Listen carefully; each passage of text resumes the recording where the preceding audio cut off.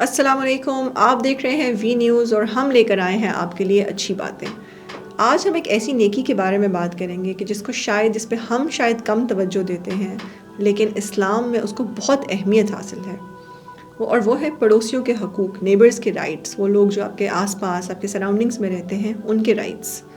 اللہ تعالیٰ نے قرآن پاک میں جہاں پہ اپنے حقوق کا ذکر کیا ہے، جہاں پہ یہ کہا ہے کہ میری عبادت کرو، میرے ساتھ کسی کو شریک نہ ٹھہراؤ، 7 حقوق العباد کا ذکر کیا ہے، اور والدین کے حقوق کا ذکر کیا ہے کہ ان کے ساتھ بھلائی کرو، آپ کے رشتہ داروں کے حقوق کا ذکر کیا ہے، ان کے ساتھ بھلائی کرو، بالکل اسی جگہ کیٹیگورکلی اللہ تعالیٰ نے ہمسایوں کے حقوق کو مینشن کیا ہے۔ وہ ہمسائے جو آپ کے رشتہ دار بھی ہو سکتے ہیں، وہ ہمسائے جو اجنبی بھی ہو سکتے ہیں، اللہ تعالیٰ نے ان کے ساتھ بھلائی کرنے کا حکم دیا ہے۔ حضور صلی اللہ علیہ وآلہ وسلم کہتے ہیں کہ حضرت جبرائیل علیہ السلام پڑوسیوں کے حقوق کی اتنی تاکید کرتے تھے کہ آپ کو ایسا لگا کہ شاید شریعت پڑوسیوں کو وراثت میں حصہ دے دے۔ پڑوسی کا حق صرف یہ نہیں ہے کہ ہم اس کو ہفتے بعد، مہینے بعد کہیں نظر آ جائے تو سلام کر لیں، یا ان کو ضرورت پڑ جائے تو ہم ان کے کام آ جائیں، بلکہ ان کی خوشی غمی میں شریک رہنا، ان کی خبر رکھنا، ان کے مشکل وقت میں کام آنا، ان کے سکون کا خیال رکھنا، یہ ساری چیزیں ان کے حقوق میں شامل ہیں۔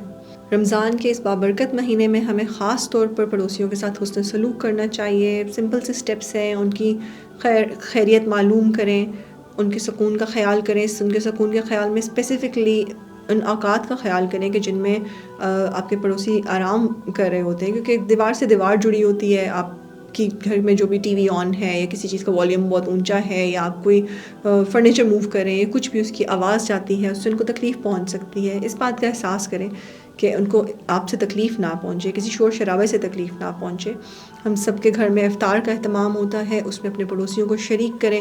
ہم سب جانتے ہیں کہ ایک اور اس بات سے ریلیٹ کر سکتے ہیں کہ اپنے گھر میں ہماری کتنی بھی اچھی افطار بنی ہو، لیکن کہیں پڑوس سے جب بھی کچھ آتا ہے تو اس کی الگ ہی خوشی ہوتی ہے، تو اس خوشی کا سبب بنے۔ ویسے بھی حدیث میں آتا ہے کہ وہ انسان مومن نہیں ہو سکتا کہ جو خود تو پیٹ بھر کر کھا لے لیکن اس کا پڑوسی بھوکا رہے۔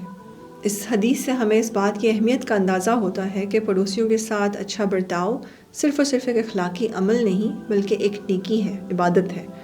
تو اللہ تعالیٰ ہمیں اس نیکی کو اپنی زندگیوں میں شامل کرنے کی توفیق عطا فرمائے۔ اچھی بات کہنا، سننا اور پھیلانا بھی ایک نیکی ہے۔ سکون میں رہیں، خوش رہیں، دیکھتے رہیں وی نیوز۔